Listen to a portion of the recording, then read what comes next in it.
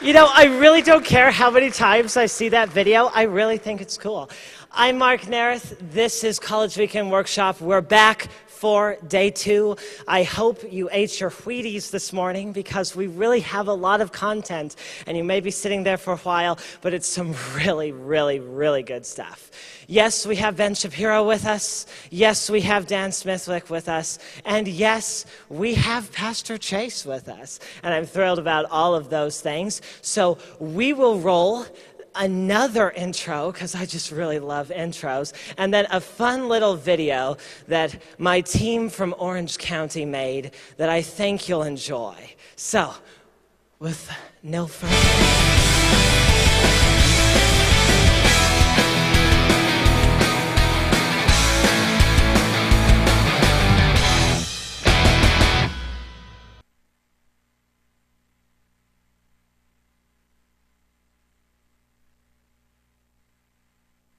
This piece is entitled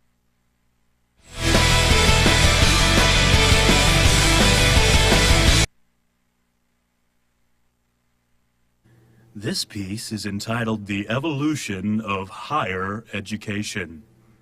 One day, God creates man. Not long after, man chooses to ignore God and to follow the intellectual reasoning of some snake. Man becomes increasingly confused. Thousands of years later, Jesus introduces himself to confused man and says, "I am the truth." Man replies, "Crucify him." And so the cycle of confusion continues. Many years pass and two main conflicting viewpoints emerge. God's pretty smart. Let's listen to him. Let's listen to the snake. He's got a PhD. And so the cycle of confusion continues. Then came the Age of Enlightenment. In the 18th century, man comes up with the idea that human logic is superior to biblical truth. This idea becomes increasingly popular, but man soon discovers that human logic is sometimes stupid. Out of the Enlightenment sprung modernism. This philosophy gave license to man's ignorance of God by substituting scientific deduction for common sense. God could not be analyzed through science because he did not fit in the test tube and therefore did not exist. Out of modernism sprang the theory of evolution, which was only accepted as science because it denied the existence of God, not because it was actually scientific. And so the cycle of confusion continues. Man becomes increasingly frustrated with his own lame excuses to deny God and therefore contrive postmodernism. Postmodernism becomes the answer for all who seek to both ignore God and justify error at the same time. How politically correct! This is the predominant philosophy of today's world and is greatly praised and esteemed by most reputable university professors. What is postmodernism? Upon close scrutiny and in-depth study of this highly esteemed philosophy, I have attempted to define this glorious truth alternative in one small paragraph. Postmodernism is an anti-religion religion that is composed of biased people against biased people, fighting for the right to maintain personal bias against those of other biases. They assert that no one has the right to assert anything and claim truth is created, though it does not exist, and believe what you want, though we don't believe you, but what you believe is still true, and our belief that you are wrong is true as well, though you are not. Maybe God is smarter than us, do you suppose?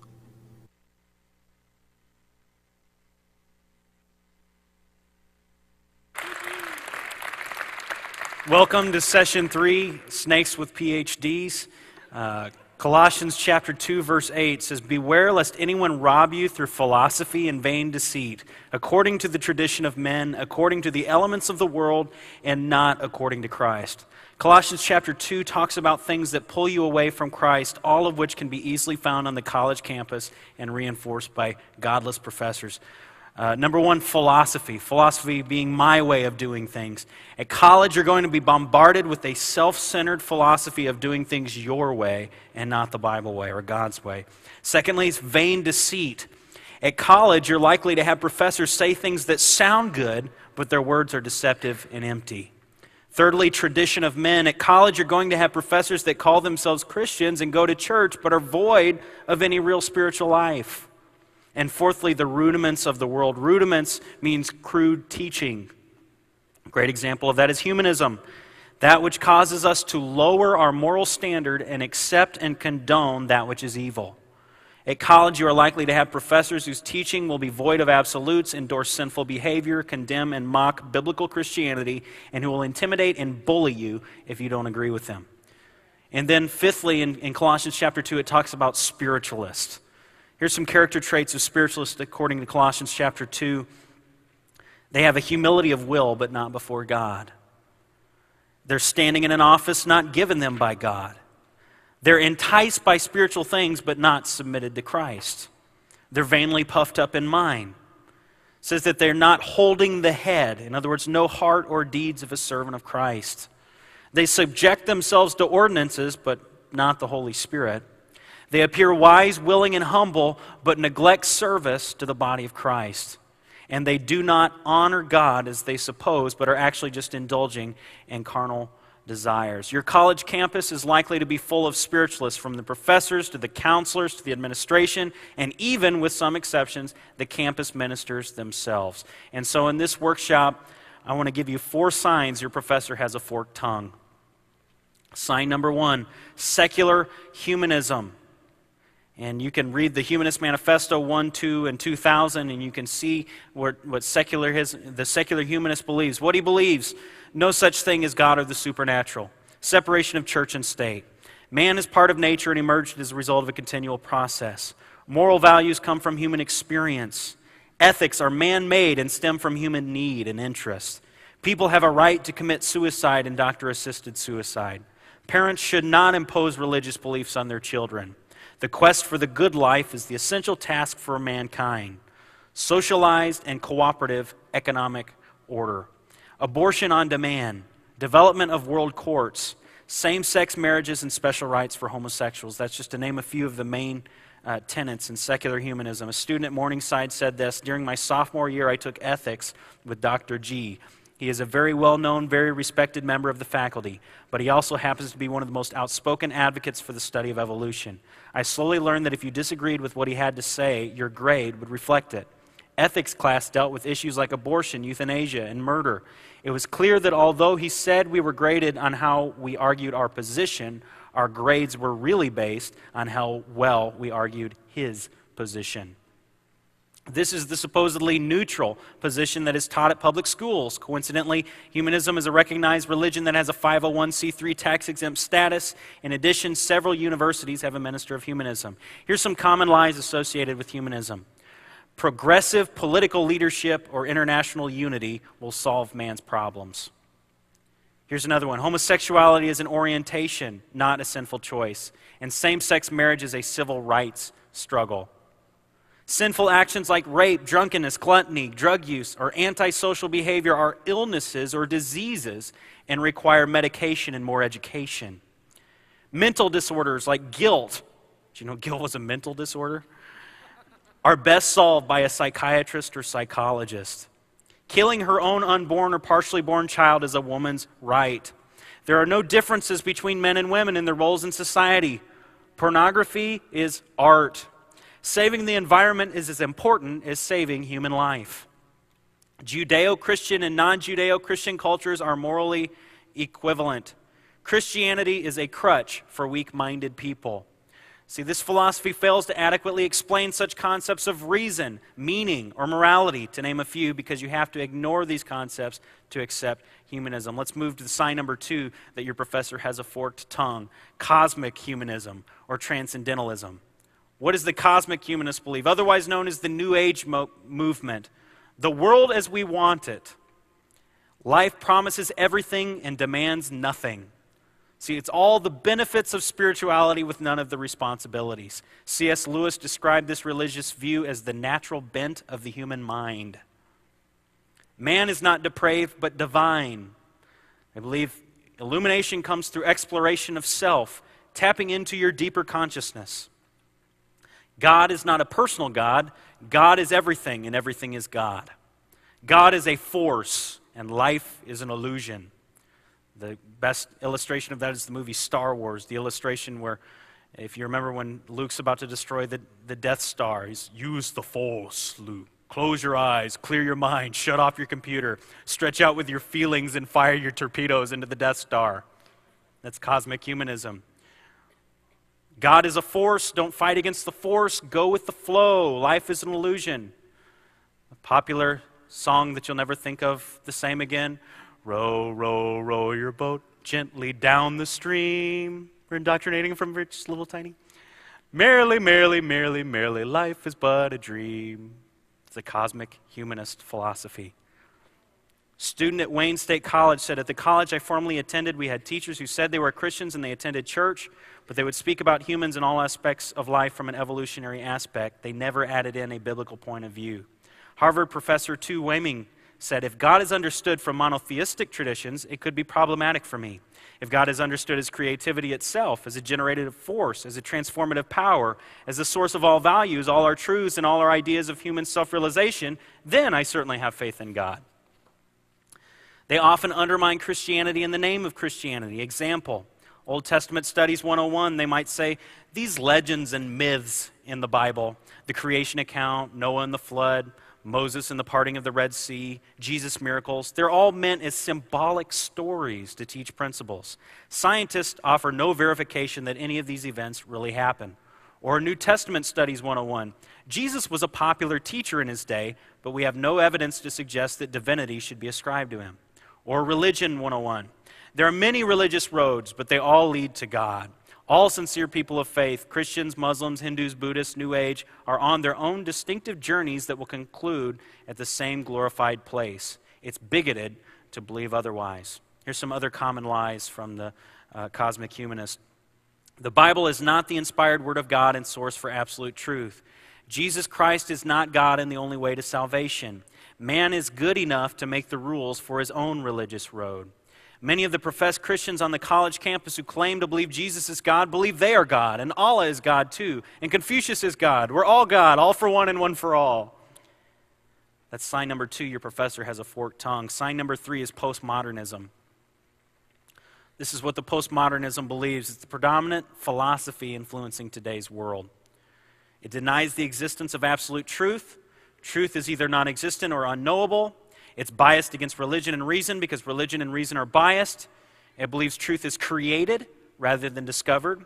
Truth is shaped through personal experience. If it's true for you, then that's enough. Nobody has the right to tell you any different. And then, of course, out of that comes nihilism, which is the belief that life is meaningless except for the purpose of the state, and moral relativism. As a student at Morningside said, in all my classes, these ideas emerge, and they say college is supposed to get you to challenge certain theories, beliefs, etc., and teach you how to be more informed, more educated, and how to argue, analyze, and critique ideas. But in reality, what college teaches you is to question faith. They teach you how to support ideas of the world. Professor Donald Miller from Southern California University makes this statement. The idea is you need to reinvent the church to be adaptable to contemporary culture. Poet Wallace Stevens captures this idea in a line of his poetry. The final belief is to believe in a fiction, which you know to be a fiction, there being nothing else. The exquisite truth is to know that it is a fiction and that you believe in it willingly. We have a mass culture that is believing in a fiction willingly. Here's some cautions concerning postmodern thought. Caution number 1 is it's demented and morally irresponsible. The founders, Friedrich Nietzsche and Michel Foucault, Nietzsche is considered the great man on campus in the literature department. But here's a quote about Nietzsche from Dr. Dallas Willard, professor of philosophy at the University of Southern California. He said, I don't think he wrote a thing that could pass as a PhD dissertation in any philosophy department, but he is lionized by the academic elite. Nietzsche tells little stories about how the slave morality of the Jews and Jesus triumphs over the noble morality of the people. There's not a shred of historical reality to it, but it appeals to a certain kind of audience. He tells a story he's invented out of whole cloth, and people who want to believe that Christian morality is nothing they need to deal with will accept that story. And so much of the fascination with deep interpretation and postmodernist theorizing turns out to be storytelling. Foucault was a Frenchman that wrote the book on postmodernism. He was known for his flagrant homosexual lifestyle, traveled often to San Francisco to have sex orgies. He died of AIDS and spent the last 2 years of his life knowingly infecting his lovers with the AIDS virus, which, since Foucault was a postmodern thinker, that was perfectly acceptable because morality is relative. It might be wrong for you to kill people off with AIDS, but it's not wrong for me. And then my third criticism of postmodernism is it's plain stupid. As you saw in the video intro, postmodernism is an anti-religion religion that is composed of biased people against biased people, fighting for the right to maintain personal bias against those of other biases. They assert that no one has the right to assert anything, and claim truth is created, though it does not exist, and believe what you want, though we don't believe you, but what you believe is still true, and our belief that you're wrong is true as well, though you are not.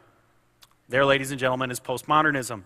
Sign number 4, your professor has a forked tongue. Liberal activism. This is what the liberal activist believes. Here's a quote from Free Fall of the American University. The common view of liberalism, its lexical definition at least, is a view of society based on faith in the innate goodness of man and the right of individual autonomy. Classical liberalism is in favor of civil and political liberty and a system of laws that protect each individual from the imposition of the arbitrary authority. At the same time, the classical liberal favored limited government and greater freedom of expression for the individual, whereas today liberalism looks to government for its power and its funding, and to regulatory power for the right to punish any form of expression that cannot be controlled by the social restraint. Okay? Humanism. Humanism goes with liberal activism. I know it's an uncomfortable subject to criticize liberalism for fear of offending good Christians who, for whatever reason, are Democrats. But here's the truth. Regardless of whether you're a Democrat or a Republican, conservatism is derived from biblical principles that are easily defended and consistently taught throughout Scripture, whether the clergy is willing to teach it or not. While liberalism, on the other hand, derives its principles from the Humanist Manifesto, which directly oppose Scripture.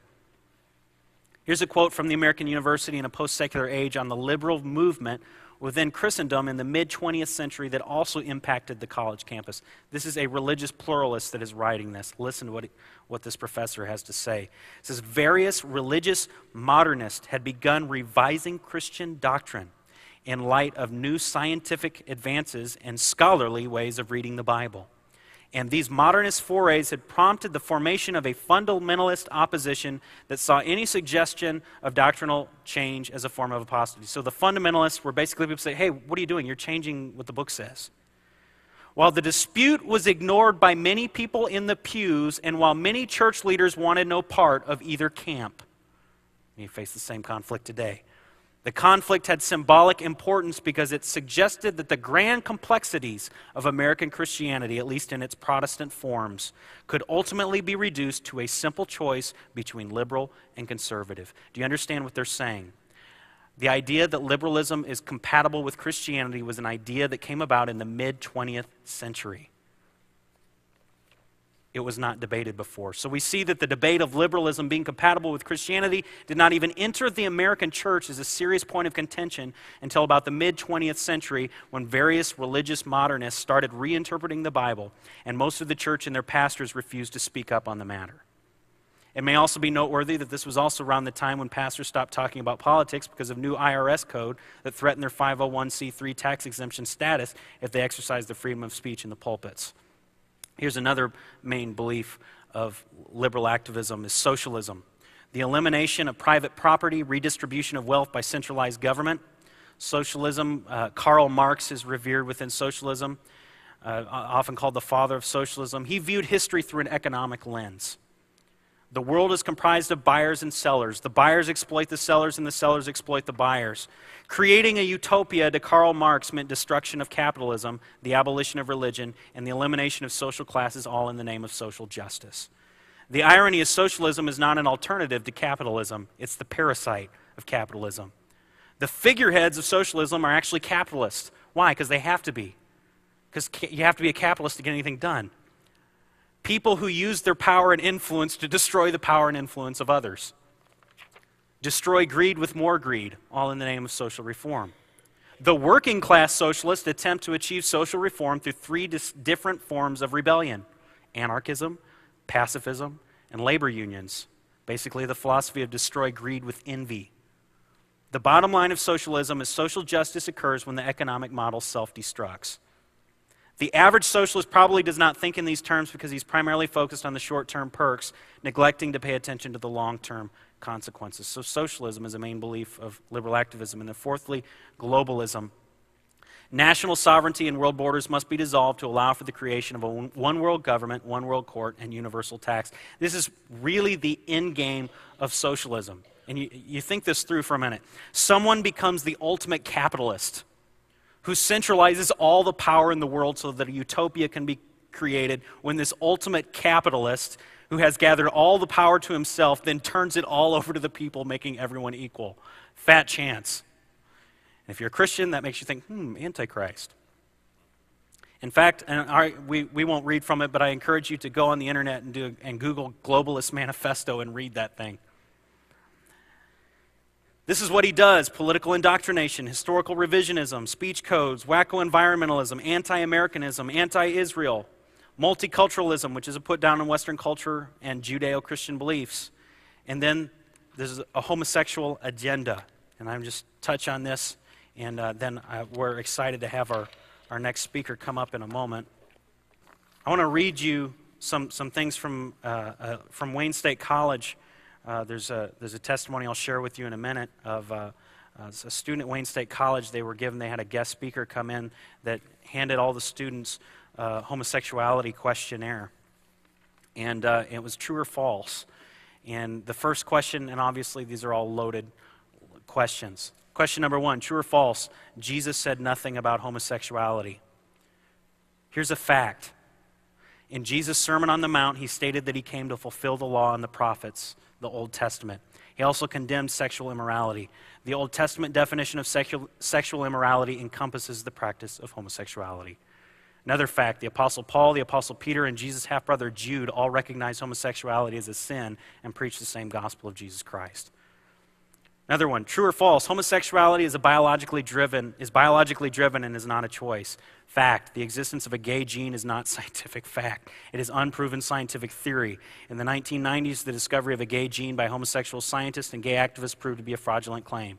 The deafening blow to this fraudulent studies came from a respected member of the gay community, a self-proclaimed radical lesbian and atheist feminist, and a fellow expert in the field who came forward to expose the phony discovery. Number 3, true or false? Homosexuality is not considered a mental illness. Fact, in 1973, homosexuals were known by the medical world of science to have psychological flaws, and homosexuality was categorized as a mental disorder. Through political pressure and lots of money, homosexual activists had homosexuality removed from the list of mental disorders, not for medical or scientific reasons, for political and financial ones. True or false? Parents have little influence on the outcome of their child's sexual orientation. Fact, 3 major factors are associated with the development of homosexuality in the human mind and are reported commonly among homosexuals: parental influence, child sexual abuse, and social cultural pressures. Most homosexuals studied report a weak and father figure and an overly dominant and excessively affectionate mother. In addition, the majority of homosexuals report having been molested as children, youth, and or having been exposed to pornographic material at a young age. Here's another question on the questionnaire. Number 6, a majority of adoption agencies refuse to work with lesbians and gay men. Here's a fact. From studies taken of convicted pedophiles, approximately 86% of those in prison for sexually abusing children were homosexual. Fact, another study estimates that 73% of homosexuals have had sex with children at least one time. Here's another one. Number 10 on this questionnaire, and I'm pretty sure no one was refuting these facts, or these true or false things that they were hearing.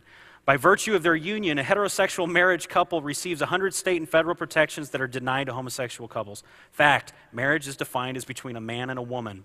The discrimination is not between heterosexual or homosexual. The discrimination is between married or single. Fact, in a 1984 study of 156 homosexual couples that was conducted by 2 homosexual doctors, there was a 95% infidelity rate. In a similar study conducted by a gay German psychotherapist in 1991 of 900 homosexual couples, there was an 83% infidelity rate. Another fact, the Journal of Sex Research in 1997 reported that the average male homosexual will have had 251 partners in his lifetime. Another question, true or false? Concerns about legalizing same-sex marriage are similar to those raised about legalizing interracial marriage in the 1960s. Fact, homosexuality is not a race. It's a human behavior. Here's the testimony from the student at Wayne State College who was given this questionnaire. She said, in my humanities class, we were told that we were going to have a speaker that had graduated from Wayne State College. The speaker had gone on to become a professional in psychology. The speaker began to hand out these questionnaires, homosexuality questionnaires. I decided not to fill out the questionnaire and just sit in the class. However, he saw that I was not filling out the questionnaire and asked if I had a problem. I said, no, I do not have a problem. I still sat there and refused to fill out this questionnaire. He again asked if he could help me and continued to ask me, and once again I stated no. I was trying not to be angry. The first question was, how many of you put yes that Jesus said nothing about being homosexual? Quite a few students raised their hands. After he had asked the students who checked that Jesus addressed homosexuality, he said that the wrong answer, said that was the wrong answer and that Jesus never said that being gay was wrong. The speaker said, Jesus never said homosexuality was wrong. That is man's idea, not God's. I stood up, pointed my finger toward him and stated loudly, you are wrong and I'm leaving. The next day I was called into my advisor's office. He told me that I was wrong and I did not have the right to treat any speaker in that manner and that he was disappointed in me and that I refused to respect this speaker. He also told me that homosexuals are born that way and they do not have a choice. Then he told me that I might be kicked out of the program because of my behavior and that he could no longer be my advisor. The board for the students in the teaching program were going to have to discuss the situation and make a decision on how they were going to discipline me for my unethical behavior. The rest of the school semester, I had to keep to myself and not say anything to anyone about my beliefs and not to stir up any more problems. I'd received a letter in the mail about this incident, and I was highly reprimanded for my behavior. I then set up appointments with a counselor on campus. Until I graduate or leave, I have to continue counseling so I can continue my education. Unfortunately, I cannot discuss with my counselor that a way I truly believe because of her own beliefs about homosexuals, and she is in charge of the homosexual program at WSC. It is unfortunate how Christians are being smothered with not being able to have the same freedom of speech that others have. And then I have a copy of the letter that was sent to her. And so we see here that they're discriminating against people that can become teachers based on their social viewpoints. Jean-Jacques Rousseau said, he was the father of the totalitarians, said this concerning Christians, I know nothing more opposed to the social spirit. In conclusion, I'll give you a quote by C.S. Lewis. He said, where are the predecessors of Quirinius? Where is the Epicureanism of Lucretius, the pagan revival of Julian the Apostate? Where are the Gnostics? Where is the monism of Averroes, the deism of Voltaire, the dogmatic materialism of the great Victorians? They have moved with the times, but the thing they were all attacking remains. Quirinius finds it still there to attack. The myth, to speak his language, has outlived the thoughts of all its defenders and all of its adversaries. There is nothing hard about defeating a myth when you hold the truth. Those who have attempted to defeat the myth of Christianity have failed again and again, which just gives further testimony to the truth of the gospel. Secular humanism is a myth, and so it is easily defeated when there's opposition by those who hold the truth. Cosmic humanism is a myth, and so it is easily defeated when there's opposition by those who hold the truth. Postmodernism is a myth, and so it's easily defeated when there's opposition by those who hold the truth. Liberalism is a myth, and so it's easily defeated when there's opposition by those who hold the truth. Don't be intimidated by snakes with PhDs. If your faith is weak, your professors and peers will feed off your silence, and that gives them more time and power to infect you with their poisonous philosophies. Don't go to secular college if you have weak faith. But if your faith is strong, you will be challenged, mocked, and persecuted, but the arguments of those who oppose you will fall over like a house of cards, and other people will follow you if you'll speak and do the truth. Thank you.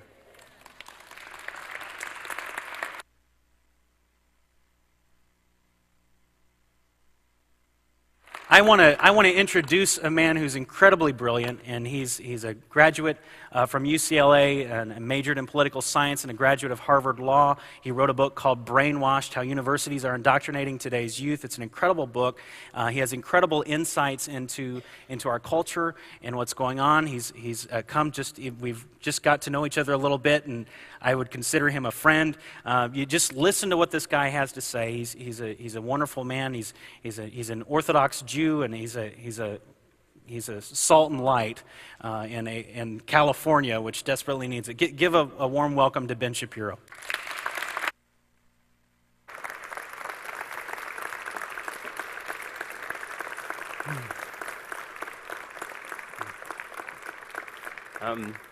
First of all, I just want to thank Pastor Chase and everyone here for having me. It really is an amazing event, and this is a beautiful church.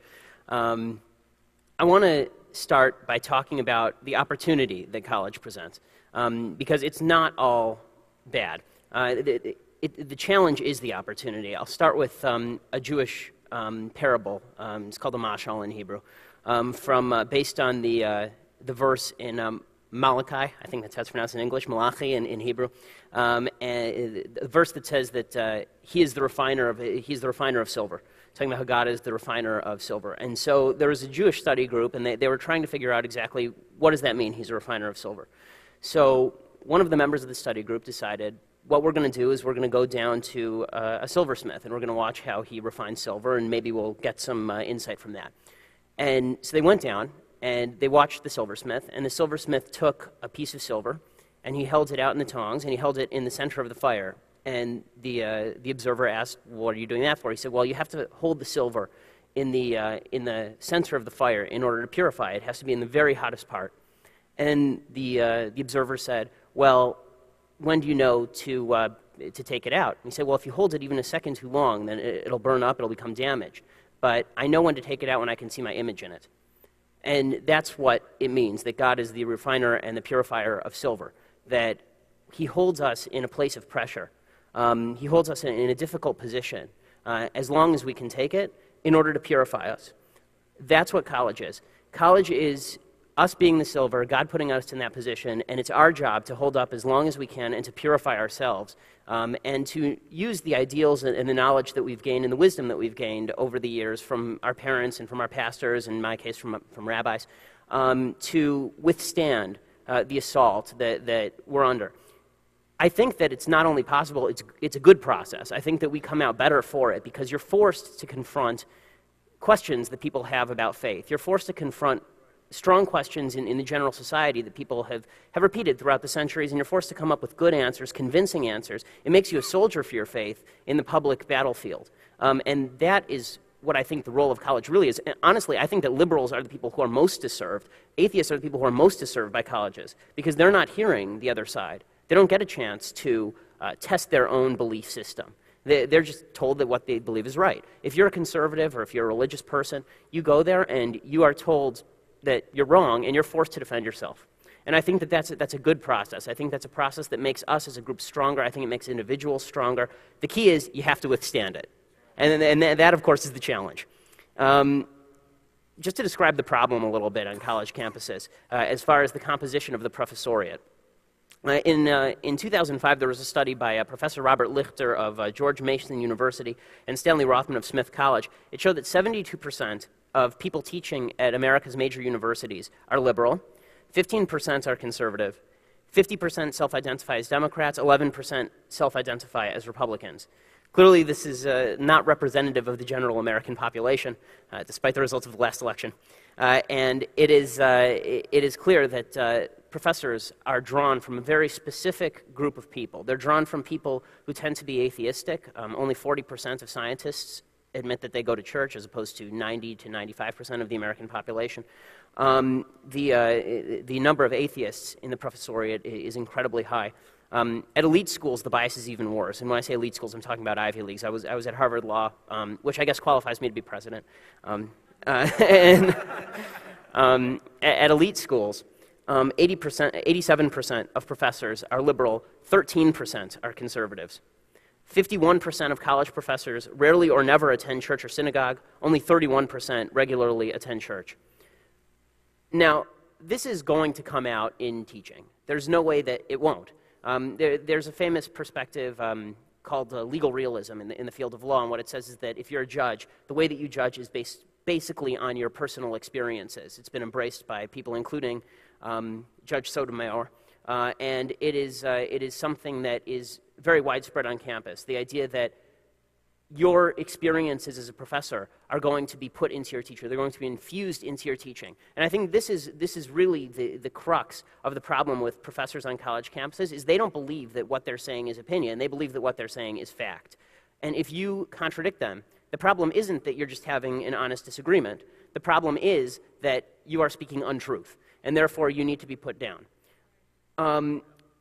This is clearly something that students have to deal with in a couple different ways, and I want to give a couple practical tips for students, because yes, you want to speak out as often as possible. Yes, you want to stand up for your belief system, but no, you don't want to fail. And it really is it's a concern. I mean, if you get an opportunity to go to Harvard, or if you get an opportunity to go to UCLA, or if you get an opportunity to go to any good university, a well-respected university that's going to mean power and money and all of the things that can help you spread the word later on in life, you should absolutely go. And you should be wise about it.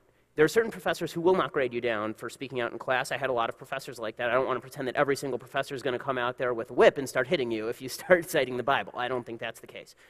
However, there are professors who are going to be unhappy with you, and you need to use your best judgment. If a professor is clearly going to grade you down, first of all, I'm not sure that the best idea is to confront the professor in class, frankly, because the professor is in a position of authority and you're not. As a student, professors are going to disregard you, and the other students, frankly, are going to disregard you. If you speak out against professors, in large measure, professors are the ones who have the respect of the rest of the student body. After all, your parents are paying whatever it is, $15,000, $30,000 for you to go there every year and listen to these people, however wasted an investment that may be.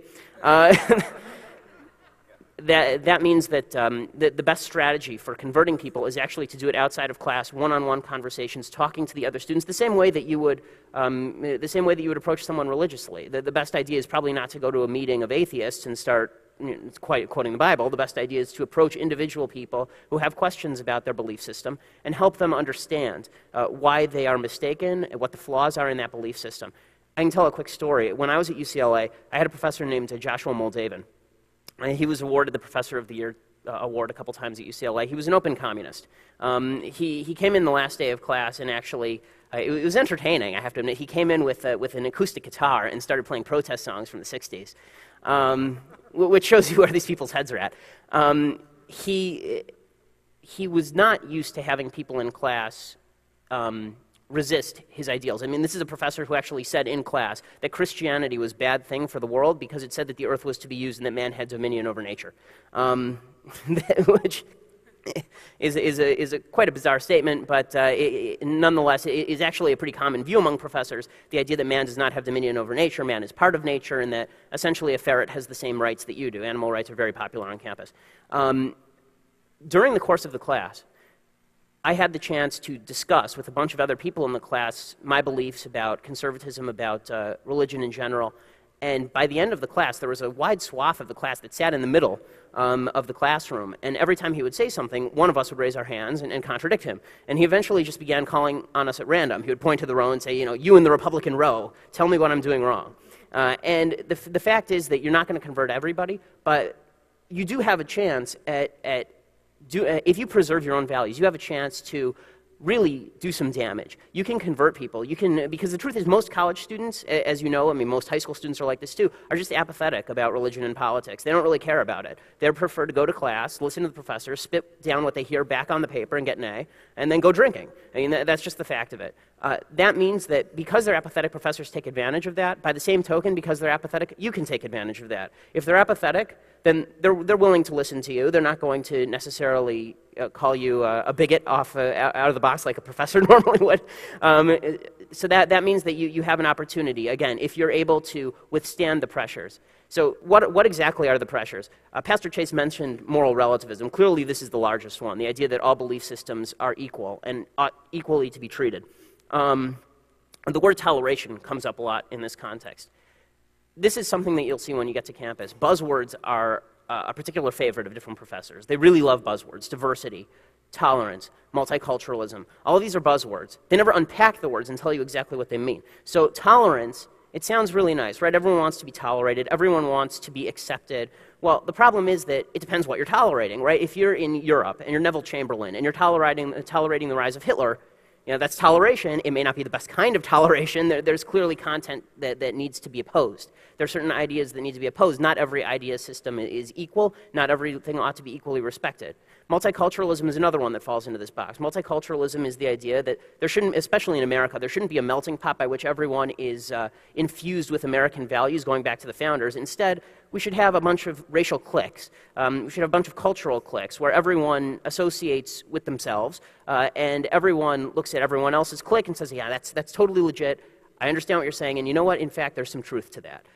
The problem is, of course, that there is no truth to a lot of the cliquishness. There's no truth to a lot of the different cultural and ideological groups on campus. And the extent to which this cliquishness goes is rather astounding. If you go to most major universities, they've now started doing what I would call essentially resegregation of races. They have independent graduations at UCLA for black students, for Hispanic students. You don't have to attend it if you're black or Hispanic, obviously. That would be real segregation. But you can volunteer to attend a Hispanic only, and if you're white, you can't go.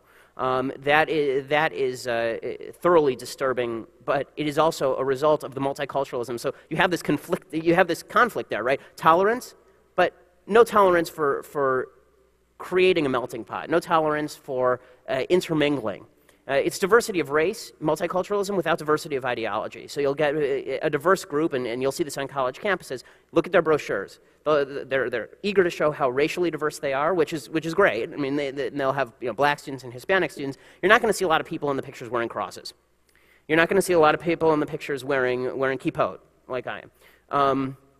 There are certain ideas that are still not tolerated on campus, and that is an outgrowth of moral relativism and this toleration ideal, because the idea is that everyone is tolerant except religious people. Religious people are intolerant and they're awful. The best example of this that I know is I was friends with some people who were involved in this. At Yale University, about 2004, there was a group of Orthodox Jews, 5 Orthodox Jews who did not want to live in the dorms. As Pastor Chase has talked about, there's severe sexual immorality that goes on in the dorms. Condoms are handed out for free generally. Whenever you put teenage boys and teenage girls in one area with no supervision and give them a box of condoms, it's pretty predictable what's going to happen.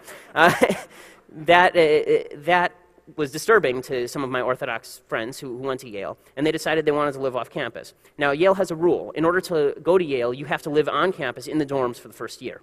When they said they wanted to live off campus, Yale said, no, if you do that, then we're actually not going to allow you to come to Yale. They took them to court, they lost, and they were forced to buy dorm rooms and then pay again to buy an apartment and live off campus. Now, why would an administration have such an interest in keeping people in a setting where this sort of morality is going to be the pervasive value? The answer is they have that interest because it promotes certain values that they like. They like the idea of sexual experimentation because they realize that once people engage in certain activities, it's very difficult for them to go back on later and say, you know what, I was wrong. It's much easier to get people to sin and then have a problem repenting for that sin than it is to convince someone that they're wrong off the bat. So what they do is they put them in a pot that is rife with sin and rife with immorality, and they expect that people are going to fall prey to this. And then they expect that you're not going to be able to break out of that because it's like anybody with any sort of addiction. It's like anybody who does something wrong. How many people cheat on a test, feel bad about it later, and then actually go tell the teacher? You may cheat on it, and you may feel bad about it, but you're not going to tell the teacher. And in all likelihood, you're probably not going to be the next person who stands up when someone cheats in class and says that's wrong because you're going to feel guilty. You're going to feel like, I did it, I can't speak out about that. Repentance is something, by the way, that is totally foreign to the notion of liberalism. Liberalism is all about you've sinned, therefore it's legitimate. And that's certainly the perspective of a lot of professors on campus. The other thing that comes into play on campuses a lot is the concept of defining deviancy down. Now, not all people who vote Democrat have no moral compass. Daniel Moynihan was who was a senator from New York and a Democrat, came up with this concept of defining deviancy down. The idea is what you do is you gradually say that certain things that were once considered deviant are now considered mainstream. And as those things become more tolerated, more acceptable, then they also become more common. The example that he used was unwed motherhood, single motherhood. He said that in the 1960s, all of a sudden, it used to be that when girls got pregnant when they were teenagers, they were sent to live with the aunt. They had the baby, they came back. Now it has become, obviously, the numbers are quite staggering. Over 40% of the kids born in this country are now out of wedlock. That comes from a general toleration, a societal toleration, and the idea that we may not condemn anybody who gets into this sort of situation because that would be inherently wrong and inherently intolerant, again that word, inherently bigoted. When you do that, you legitimize the behavior. When a behavior is legitimate, it's engaged in more. It's that simple. Anytime you say to somebody that a sin is okay, they are going to do more of it. Condemnation and guilt are not the worst things in the world. In fact, in the right context, they're excellent things. And that's why religion does not shy away from them. Professors do shy away from them, unless you're religious, in which case you are condemned and made to feel guilty. So defining deviancy down, and by the way, you see how defining single motherhood down, which meant redefining the notion of the family, it meant that fathers and mothers were no longer necessary, leads inherently to the idea that of gays raising children. Because now if a single mother is okay, then why not two mothers? Why not two fathers? If all it takes is love to make a family, to paraphrase Mrs. Doubtfire, then you can basically have a pack of wolves raising a child, and Mowgli had the ideal upbringing. So that's something that professors will push. That's something that the administration will push as well. And again, it's deeply problematic, and it's important for you to stand up for your values and recognize when that's being done. Just being tolerant, being accepting of a person's behavior is not necessarily the best way to go. You have to again separate the sin and the sinner. It's not about condemning the person, it's about condemning what they're doing and showing them the error of their ways, and we have an obligation. It says in the Old Testament, in the Chumash, that when you shall not put a stumbling block in front of the blind. And when you stay silent, when you allow people to commit sins without speaking to them, without giving them a true moral perspective, then you're putting a stumbling block in front of the blind. The other thing that you'll see on campus is the idea of this is the most dangerous thing about campus, and I've referred to it briefly, is the idea of professors and administration replacing the family structure, replacing parents, or friends replacing parents. This is the Friends ideal. How many of you guys have watched the show Friends, the Jennifer Aniston, David Schwimmer show? Yeah, I mean, it's obviously a very popular show, and a very well-written show, I have to say, just artistically, but obviously the values that it promotes are not particularly biblical. It is also, the chief value that it promotes is the idea that friends can take the place of family. And that's what college campus is about. They say, okay, you get there, you're free from your parents for the first time, it's time to make new friends. It's time to experience new glories. It's time to enjoy new things and experiment and and do whatever your little heart desires. That is okay as long as your heart desires the right thing. If your heart desires the wrong thing, which is most of us, then it's very problematic, and it's particularly problematic when the adult figures, the only people who are supposed to have authority, the administration, the professors, are telling you that what you do ought to be as immoral as possible. Frankly, there's a class at UC Berkeley that was specifically designed to study pornography. It involved professors and teaching assistants taking students to strip clubs. And then one exercise involved students, to be a little explicit, involved students taking photographs of their own genitalia, passing them around the room, and playing a match-up game where people were supposed to identify the genitalia with the proper owner, which made it difficult in the case of transsexuals. This kind of thing, unfortunately, is more common on campus than previously recognized, and I think parents and donors particularly need to recognize this. There are things you can do. Don't enroll in the class, obviously. Read the class descriptions carefully. But there are certain things that you can't avoid, and here's where I really want to focus, because I think that there's less problem with professors making ridiculous, stupid statements in class. If you have half a brain, then you know how to respond to it, and you know that what they're saying is wrong. It's also easy to avoid classes like the pornography class. I mean, you just don't go. It affects the broader campus, by the way. It affects the broader campus culture, and that goes back to the idea of authority figures promoting certain immoral values and that having a broader effect on the campus. And that's something that you can fight with, I think, religious groups. I encourage students to get involved in religious student groups and change them, and to take advantage of the other people who are like-minded and strike out in that direction. But there are certain things that you can't avoid as easily. And this is really where you have to be careful. The syllabus. You should be able to look at a syllabus after probably a semester or two and tell what the professor is doing. If you're looking at a syllabus and you see that there is, as was with me, a geography class where Michael Moore's Roger and Me is on the syllabus as an accurate depiction of capitalism, and Michael Moore is touted as somebody who is fair-minded on the subject of economics, then you can tell pretty quickly that you're in a class where you're going to get that perspective. And the first thing you need to do is you need to go read Friedrich Hayek. You need to go home and read Henry Hazlitt. Now, it's more work for conservatives. It's more work for religious people, because all you want to do also, like the rest of your peers, is go out, take the class, get an A, go home, have fun. I mean, but the problem is that if you do that, then number one, you're refusing the challenge.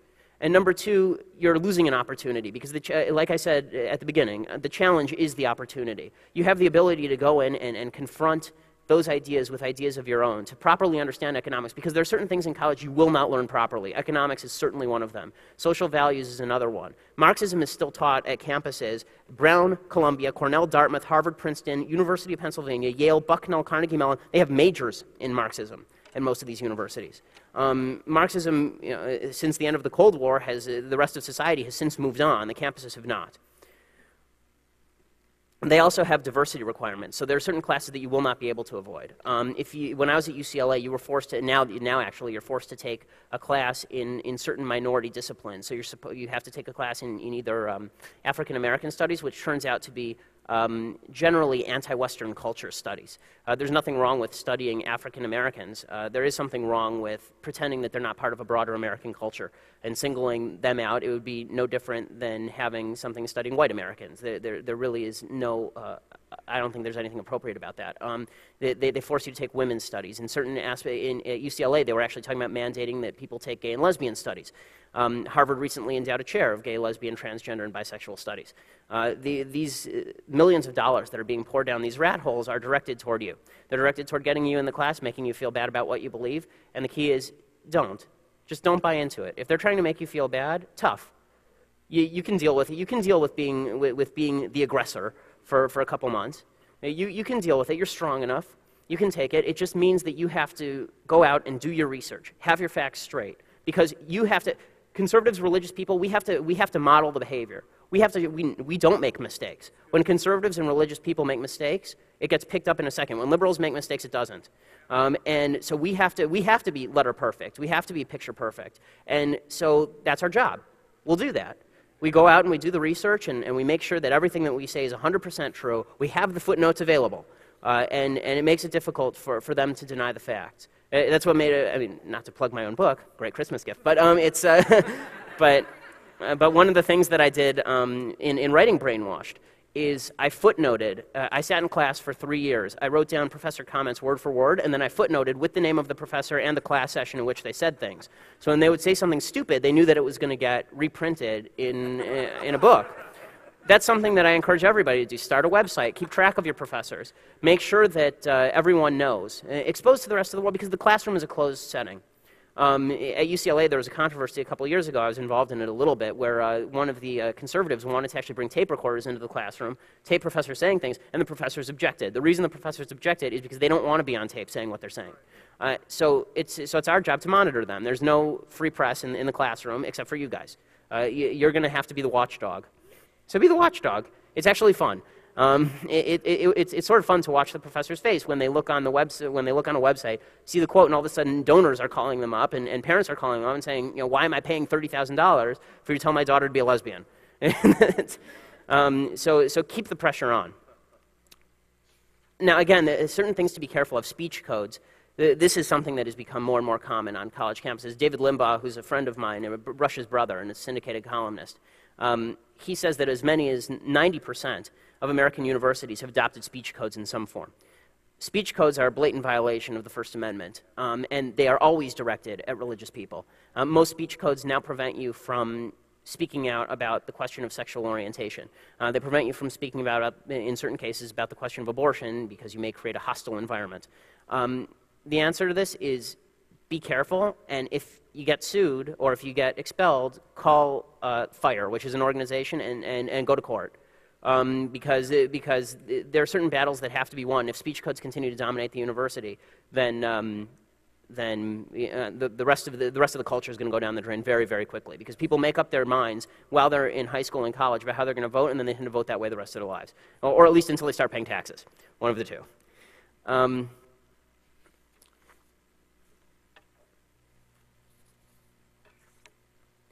I think it's worthwhile examining the question why there aren't more conservative professors on campus, because this is one of the things that you'll get. As a conservative student on campus, as a religious person, you'll say, look, there's a bias on the college campus, And people will say to you, well, that's just the market. It's because liberals are smarter. That's an answer you get a lot, because liberals are smarter. There are actually studies done by people at UC Berkeley designed to show that liberal professors were smarter.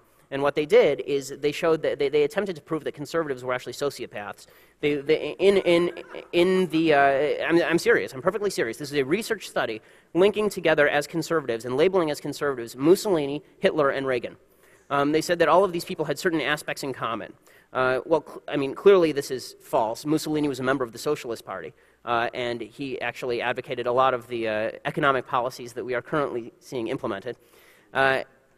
Hitler was similar. I mean, it was the National Socialist Party. He was also a socialist. He believed in an economic philosophy called corporatism, by which all business was aggregated to essentially one big corporation, and then the government would come in and run the corporation. I will not make a comment on the parallels. Nonetheless, professors lumped together all of these political figures. They said Reagan was the same as Hitler, was the same as Mussolini, was the same as Stalin. All of these were right-wingers. Clearly, that is false. Unfortunately, that idea pervades campus life, which means that it makes it difficult for professors who are conservative to get through.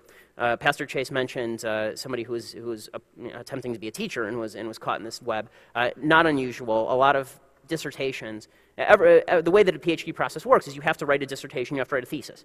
And that thesis has to be read by thesis advisors and dissertation advisors. When those thesis and dissertation advisors are ardent adherents to the Al Gore school of life, meaning that trees are good and people are bad, then they're not going to oversee and okay a dissertation about the value of gun rights. And so conservatives are in serious trouble when it comes to the professoriate, again, which means that there's more responsibility placed on you guys. Because if there are no conservative professors, that means you have to work that much harder. But that's okay, because I think you're up to it. So the bias explanation, I think, is one explanation. The other explanation is, frankly, market forces. The reason there are more liberals on campus is because most campuses are state-supported. When you have a state-supported campus, and this is something the famous economist Ludwig von Mises said, back in Germany before World War II, when Hitler was making his rise, one of the biggest problems is that university professors largely supported him. They supported him in large measure, writes von Mises, because they were all getting funding from the state. If you get funding from the state, you are beholden to state interests, which means that you are against individuals. Collectivism and individualism are in diametric opposition. There is no way to say that the collective will, that the nation takes precedence over the individual or the state takes precedence over the individual and still be a conservative. It just doesn't work. So because you are beholden to the state and you need the state's cash, you're going to tend to be more liberal, and that's why you get liberal professors on campus. Again, the answer is we fight back. And I think what this is about, I believe in not the Carter doctrine of containment, but I believe in the Reagan doctrine of rollback. And the way that we're going to win back these universities is by not you guys just maintaining your values, but by becoming soldiers for your values and going out and pushing for your values in the public sphere, on campus, making a difference, exposing professors to the light of day. And that means, by the way, if you know donors to a particular school, urge those donors to take a look at what's going on campus before signing that check. Because the only way that colleges feel this stuff is in the pocketbook. So good, let's hit them in the pocketbook. The other thing that we need to do is we need to create a new system of college rankings. Everybody I assume a lot of people here have applied to college or have been looking at the U.S. News and World Report rankings. Everyone looks at the U.S. News and World Report rankings. Unfortunately, those rankings are created by professors. And those professors are also told to judge based on how much money the colleges have. So obviously, if you get state funding, you're going to rank higher in these ratings. The Wall Street Journal does better ratings. There are other sources. So when you look at a college, look at different ratings other than U.S. News and World Report, because it's intensely biased. The other thing is, the last thing I think, before I take questions, is read up. And I'll give Pastor Chase my email address so that if any of you have questions on what a professor is saying and you need a book that refutes it, and there will be many of these situations, then please feel free to email me, because informing yourselves is the way that the education is going to get done. You're going to learn certain things on campus. You go to a math class, you will learn math. You go to a biology class, you will learn biology. Maybe. If you go to an English class, you will not learn English. If you go to a history class, you will not learn history. You'll learn the professor's version of history, in which America is invariably the bad guy, and everyone who is not American is invariably the good guy. That means that you will need to inform yourselves. And you know what? It's actually great training, because the rest of your lives, after you're out of college, there's not going to be anyone sitting on top of you telling you, you need to read up, you need to get informed. So it's good training. You're going to need to inform yourselves. You get in that habit. Inform yourself. A professor says something, you go immediately home, you take a look at what other people are saying, and at least you have a varied perspective on the different viewpoints. And then you can go out and proselytize. You can go out and you can make a difference in the world. So I think that what's really great about this workshop is it's the first thing I've seen that's really directed toward high school students, because you need to get informed even before you get to campus. So spend the summer before you get to campus reading up, because day one, the professors are going to start, and you better be ready on day one. But I think that this is an excellent beginning, and I hope that all of you will email me if you have any questions or problems with professors on campus, because together I think we can take the campuses back, and by taking the campuses back, I think that we will begin the cultural revolution that is so desperately needed in this country. Does anyone have any questions? Yeah. How do you think we can handle the influence of the financial contributions coming from Islam on our American? I mean, this is a problem. As the question was, how do we handle the influx of Islamic contributions coming into our universities? Particularly, Islamic chairs have been endowed at most major universities, sponsored by King Fahd of Saudi Arabia. The Saudis sponsor a lot of these.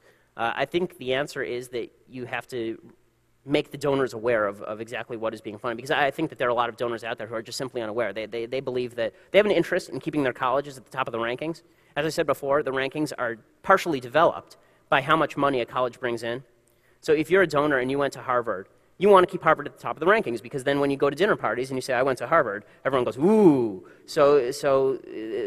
But I think that if you can hit them over the head with, look what the university is actually doing, I think that there are people out there who are willing to listen. So the first thing is to expose it and to let people know. The second thing is, I've recommended this, we need startup universities. We need Hillsdale colleges popping up everywhere. Hillsdale College is a wonderful school. If any of you apply to it and get in, I would recommend you go. It's the only school, maybe in the country, excuse me, that still teaches traditional values and ancient philosophies that have truth to them. And it is the only school in the country, as far as I know, that is entirely privately funded. It does not take $1 of state or federal money, which is why it's the only conservative school in the country. So I would urge local communities to begin setting up programs like this for kids who are going to colleges, and I would urge them to start setting up, in the long run, colleges themselves. Because you can, it took Fox News to really make a difference on the political scene. Sending complaint letters to CNN wasn't going to do it. Competition in the marketplace is the best way to challenge this stuff.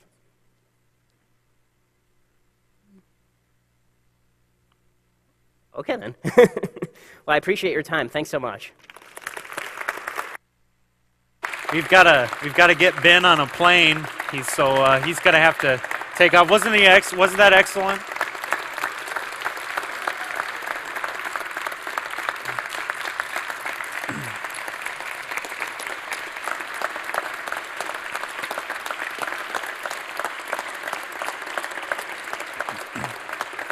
My only criticism is we had to cut it short, and we don't have enough books back there. But I want you to clean out what he has and get his book Brainwash. He also has 3 other books. He's obviously very knowledgeable in political matters and law and what's going on the college campus. Avail yourself to those resources. You can find more on the website. Anyway, we'll take a break, and then we'll come back for session 4 in a few minutes.